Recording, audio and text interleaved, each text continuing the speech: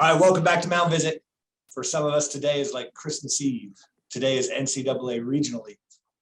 Tomorrow is the beginning of what you play for when you step on campus. Our Zags have won a WCC season title. Coach Mactoff took Coach of the Year. We finished the regular season in the national top 10, and now are awaiting their moment in the spotlight tomorrow when they take on the Ivy League champion Columbia Lions on the campus of Virginia Tech in Blacksburg, Virginia. Coach Mack, Harmon, Winnie, and Wells have led this roster to some of the best results in the modern era in Zag Nation. So let's welcome back Coach Harmon to the show to help us break down this upcoming weekend. Harm, how we doing? Doing awesome. Thanks for having me this morning. You got it, big man. So tell me how we holding up after Stockton. I think we're good. Yeah, I mean, it was obviously the championship day didn't go as planned, but Stockton's a funny place to play. I mean, it's super offensive down there, and it's hot. You get into. I think it's a good learning experience for us. You know, we could get in a similar situation down here this weekend, and that's part of the idea behind having a conference tournament is you learn that regional bracket format, and maybe it. I think maybe it was a good thing to get us ready to go into this weekend. So I always keep going back, and we're healthy, which is really, really good, right? I mean, that's really the cards you want when you get into an NCAA regional is you want to be healthy. Yeah, I think we're ready to rock. Everybody's clicking on all cylinders right now and feeling good. And yeah, like you said, sometimes you have years where towards the end you're limping to the finish line, and we feel like we still have plenty in the tank to keep going. And obviously we need to play good here over the next 3 days to do that. It's that time of year, win or go home, and we're really excited. Well, I always say the one thing that the Zags are unbelievable at is they're extremely strong on the road. So, you know, we fought so hard to host a regional. We checked so many boxes, right? At the end of the day, it simply was not in the cards. But let's go back to Selection Sunday, right? Let's go back to what did it feel like when you look at the top 8 national seeds? They could have stuck us in Corvallis. They could have dropped us at Stanford. They sent us all the way to the East Coast. They sent us to Virginia Tech. What went through the coaching staff's mind when you saw that name get called? Did you ever think that they'd send you that far? Yeah, we were all when it popped up on the screen. There was I think about a 5-second delay. We're like, oh, that's us on the board. You know, we were all the national publications, all the prognosticators were saying, you know, that Corvallis was the spot, and we were ready for that. We've matched up with them decent over the years, and we felt prepared to go in there and give them our best punch. But honestly, from our end, we're really excited to come out here. Virginia Tech is very, very good. I think that's one thing that people back home need to recognize, that they're the number 4 national seed. They're very offensive, but I think from our standpoint, it's something new. We get to go out with no preconceived notions on that they can do this, they can do that. They're all 3 new teams that we are actually program-wise have never played. The pitchers we ran over yesterday to go get a little workout in when we landed, and it's a new campus. And like you said, this isn't new to us. We've been on the road. We're not afraid to get on an airplane and go do the deal. We're well versed in that. So, and honestly, if I'm really peeling back the curtain, I think our travel day yesterday, we got to fly charter yesterday. Our travel day might have been shorter than if it would have been going down to Corvallis. We had a 3-hour and 45-minute flight from Spokane to Roanoke, and then a 40-minute drive. It was outstanding. Our guys are feeling good. So. Felt like a West Coast trip. So, maybe shorter. So tell me this, we see it in basketball a lot. Sometimes we're playing East Coast times. I mean, you're playing at 10 a.m. tomorrow, West Coast time. Do you think that has any impact? How do you prepare your players for something like that? And we tried to encourage them to get to bed a little bit earlier last night to try to fight that clock a little bit. And I think the biggest thing on that is just getting our whole deal when we travel is really make sure they hydrate and push in the water. And I think that's one good way to fight jet lag. And, honestly, tomorrow morning, if we have any issue with it, maybe being an early game, that's not going to be an issue. They're going to be ready to roll. I think as we get deeper into the tournament, really being conscious that, getting your rest, getting into bed, laying a little bit low is going to be the formula to combat that a little bit. But as far as energy level tomorrow morning, I have zero concern on that. They're going to be rip roaring, ready to go. Talk to me about weather back there. Are we getting humid? Is it pretty much the same kind of what are we going to expect? It was about 85 yesterday, and it wasn't nearly as sticky as what I was anticipating. It was really pleasant, and it was honestly kind of, like I said, the pitchers went over to go get a little throwing session in, and it was one of those days, and you remember this, where you kind of shake your arm 2 or 3 times, and you're like, man, I'm good to go. I'm, not like mid-March back home where we have a whole, 35-minute ordeal to get ourselves going. So it might be a little warmer here the next couple of days, but like you said, we'll be proactive, pushing electrolytes and making sure that that's not an issue. Well, so give us a glimpse into Columbia, right? The Columbia Lions, Ivy League, right? Almost a tale of 2 teams. I mean, when you look at their stats from my level, right? I mean, you look at their home, they're 15-2, right? They go on the road, they're 15-14, right? A team batting average north of 300, but an ERA north of 5. I mean, so what do you expect from Lions?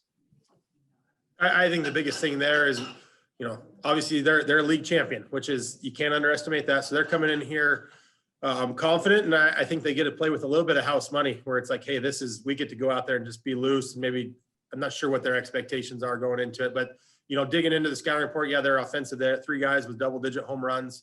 I think that's kind of what they hang their hat on. They're, on the mound, they've been just okay. And part of me tells a little bit on that too. I think there's some parks in the Ivy League, especially talking to Coach Wells, who was at Dartmouth for 5 years. I think there's some parks in the Ivy League that are maybe a little bit more offensive than, so maybe those numbers get a little bit skewed on both sides of that. They're maybe not quite as offensive or quite as low pitching wise as maybe what the numbers would say, but we're going to be ready to go and go out and give them our best punch. We got a nameless and faceless. So. No, absolutely. And you talk about a little bit more offensive, a little bit more of a bandbox, a little bit more of where do you come with that? I just know their home park is small. It's short to center field there. And so I think that's one part of it. I'm just going off of what Wellesley tells me on that end. But I know their assistant coach, Daniel Tischler, really well. And I know that we were kind of joking before we got on here that, yeah, they're looking to drive the ball out of the yard. And if they strike out a little bit, they'll sacrifice that. So no different. We've run into teams like that here throughout the year, and we're ready to go have that challenge. Babe. So you talked about it. They're the Ivy League champions, right? A lot of people, you kind of start to compare different strengths of different conferences, right? And you look at the Ivy League and you look at the WCC. Are there any comparisons? Are there any parallels? Where do you think the leagues differ and compare the most? I think the Ivy League is just such a unique animal on their own. They play doubleheaders every weekend. Exactly where they stack up. And I just want to make sure our guys are given full respect to a league champion there, that we're not overlooking that and not taking anything for granted, that assuming that we're going to be playing in a winner's bracket game on Saturday, we need to do the deal tomorrow for sure. So. Oh, this is perfect. So let's talk candy. Let's talk pitching strategy. Obviously, when you look at a regional, how you use your staff, we officially probably have one of the deepest staffs we've ever had, right? They're healthy, they're deep. How do you approach a regional? How do you approach a regional with Wright State and Virginia Tech are going at each other, Columbia Lions and us are going at each other, but in the end, you really want a piece of the Hokies. How do you approach the pitching strategy going into the weekend? Yeah, I mean, we're not going to mess around with it. Gabriel Hughes is going to start game 1 versus Columbia. We know the best formula to winning a regional is winning 3 in a row. And so got to get that first one. Now, if you can get up in that game and extend and maybe stay away from one of your top 2 relievers, that's obviously something you're going to push to do. Or if you can extend your starter out and get there. But, you can allude that we have some depth on the mound. That's a strength for us. I feel confident that if we get that winner's bracket game that, I'll take William Kempner right now versus anybody in the country. The way he's thrown the ball since he's come back from injury, he's been very, very good. And then you get past him, Tristan Vreeling, you have, Bradley Mullen was really good in his last start versus Oregon. Owen Wild's going to kind of be our wild card here the next